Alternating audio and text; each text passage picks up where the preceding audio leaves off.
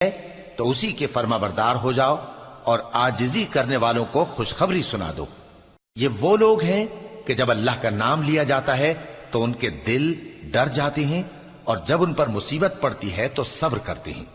और नमाज आदाब से पढ़ते हैं और जो माल हमने उनको अता फरमाया है उसमें से नेक कामों में खर्च करते हैं। और कुर्बानी के ऊंटों को भी हमने तुम्हारे लिए अल्लाह के शायर मुकर्रर किया है, उनमें तुम्हारे लिए फायदे हैं, तो कुर्बानी करने के वक्त कितार बांधकर उन पर अल्लाह का नाम लो, फिर जब पहलू के बल गिर पड़े तो उनमें से खाओ और कनात से बैठ रहने वालों और सवाल करने वालों को भी खिलाओ।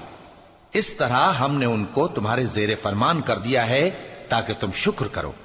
अल्लाह तक न उनका गोश्त पहुंचता है और न खून,